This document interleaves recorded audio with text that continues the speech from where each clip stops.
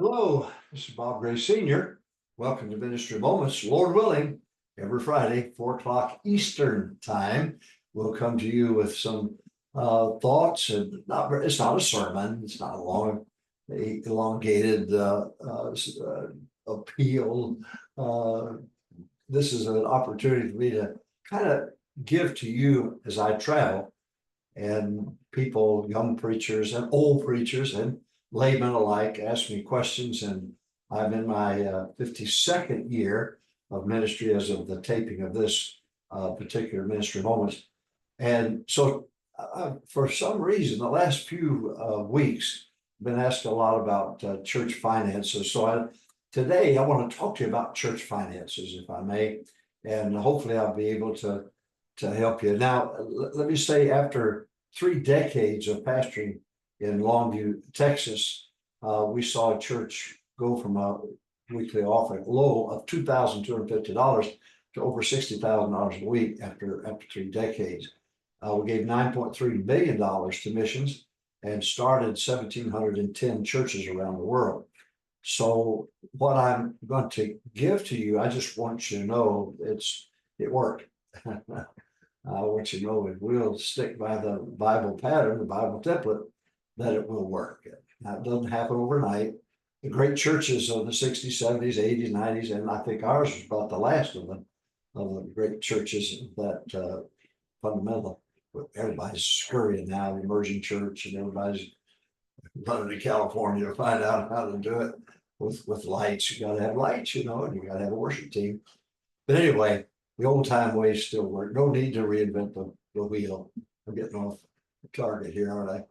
But I'm just saying the simple fundamental way of doing things still works, and God will bless it. And thank God for we've got some great churches. Ray Ramirez out in Los Angeles. I just came from there. My goodness. Soul winning machine, but well organized local church. Then I think of Dr. Greg Neal, where I'm a member here at Emmanuel Baptist Church. You ought to come to the Preachers Delight Conference the third week in October, and we'll pay for your motel for the week. And it's annual every year, but all great preaching and great teaching and great fellowship. You get to meet some men of God that maybe you didn't know, some people of God that maybe you don't know, but it's good for you to have that fellowship, and boy, can they feed you.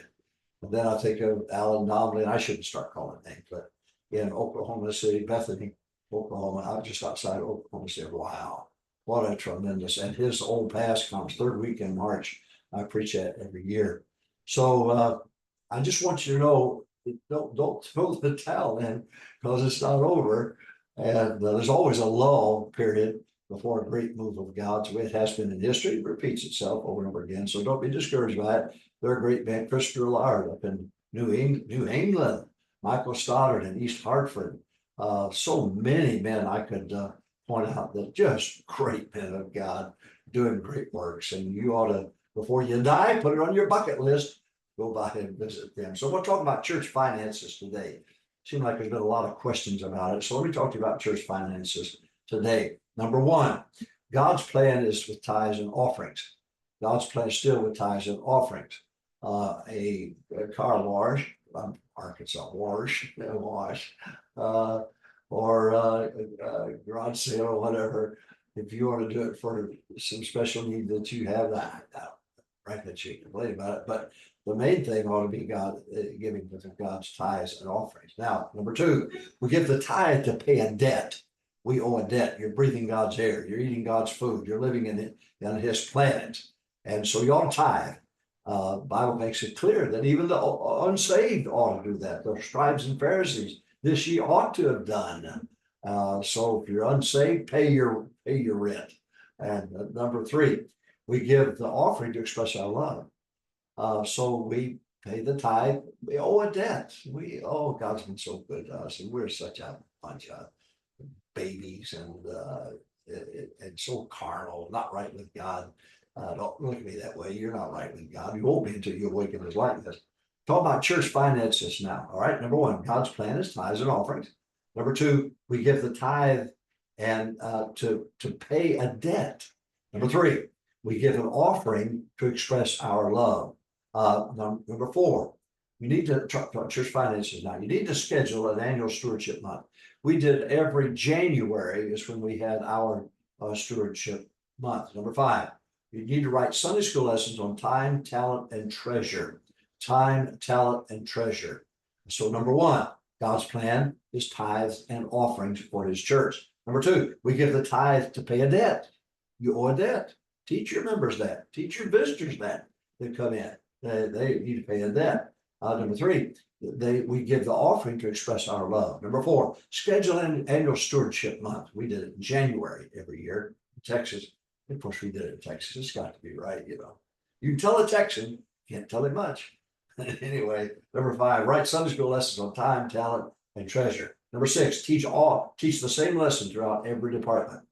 Every department ought to get the same. Write it down on the elementary level. That's fine. For the kids that color in Sunday school, do something to teach time, talent, and treasure. Teach the same lesson. Number 7, teach and preach on it throughout the month. Teach all 3, preach all 3 throughout the month. So we set aside the month of January. I'll tell you something we did. I like. Our missions attendance was not very good, really. So it was my fault. But I did the whole month of February, and that way missionaries would come and we would have together from each region of the world on a Wednesday night throughout the night. It worked. But today we're talking about church finances. Teach and preach all 3 all month. Number 8, have laymen give testimonies before the board. The most impactful thing that we did was to have a layman get up just before I got ready to preach, who would give a testimony of how this has blessed him through the years, how he's been blessed through the years by giving tithes and offerings. It's been a blessing. That really helps. Number 9, print up and hand out commitment cards. Hand them out, make sure they've got them, and by the end of the month, then they need to turn it in and take the challenge. Now, on the back of the card, we had, are you a plumber? Are you an electrician? Are you a mechanic? And we'd list probably, I think sometimes 20 different things that maybe could help around the church. So we'd ask them, we check off one of those, and then the staff would make sure we kept the name and phone number and what area they might be interested in. That way we got the layman involved in some special project. Number 1, God's plan is tithes and offerings. Number 2, we give the tithe to pay a debt. If you don't tithe, you're not paying rent. And number 3, we give the offering to express our love. Number 4, schedule an annual stewardship month. We did it January. You do it whatever you want to, but I would suggest that you do it. Number 5, write Sunday school lessons on time, talent, and treasure. Number 6, teach the same lesson in every Sunday school department. Number 7, teach and preach on all 3 all month. Number 8, have laymen give testimonies before the service. Oh, that really helped us. Number 9, print up and hand out commitment cards to be turned in at the end of the month. Number 10, decorate. Mrs. Spencer, Luann Spencer, God bless her. God bless her. She was so good. We decorate. I love decorations, and I can't tell some colors, so I like bright. I like everything bright. So she would, oh, bless her heart. I mean, that if you ever came to a soul clinic, or if you're ever there during stewardship month, it was just marvelous what she did. God bless you, Mrs. Spencer. Decorate. Number 11. The last point, bring in local pastors who are still fundamental and successful. Bring them in on Wednesday nights. Let them preach. It's a treat. So we would bring in Dr. Howard Hall, Dr. Larry May. We would bring in different people in the area who had strong fundamental Baptist churches and were successful with their finances, and then have them come in each Wednesday and preach. Oh, it was good. I enjoyed it. And then, of course, we did it in August too, what we call Our Power. And it was really good. But you need to do that. Now I'm talking about church finances, keeping the church going, keep it healthy financially.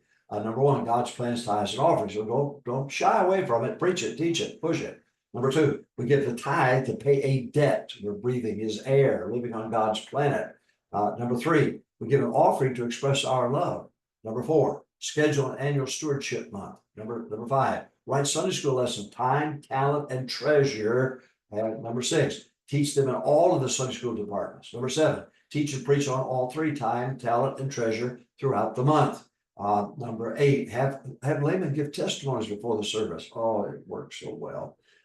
Number 9, print up, hand out commitment cards to be turned in at the end of the month. And on the back of the card, give them opportunities to show their skills and what God has given them, that's God-given talent, and give them opportunity. List 20, you can come up with things that need to be done around the house of God, the property, and give them a chance to check it off. Say, I can do that. I'm an electrician. I can help that area or whatever. Decorate. Oh yeah. My wife, God bless her. She's in heaven. 58 years we were married. Oh, I miss her. I miss her. I miss her wit. I miss her character. I miss her. I miss her. But she'd go and sit on the second row to the left. We had 12 sections of row floor, 10 sections of balcony. And she would sit down. And when she would come in, we'd always decorate ahead of time. And come and sit down. She's sitting to the person next to her. Oh, decorations. He wants money. That's so funny.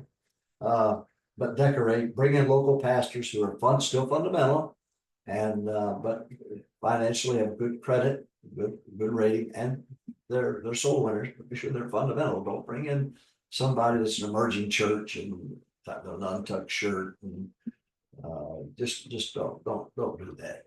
You put the wrong people in front of your people, and you'll have wrong people. But anyway, that's the church finances. Got to pay the bills, and God has a plan. So I hope this helped you. Thank you for being a part of Ministry Moments. Every Friday, 4 o'clock Eastern time, go to Ministry Moments, YouTube, Bob Gray Sr. You go to Solve Church Problems and subscribe.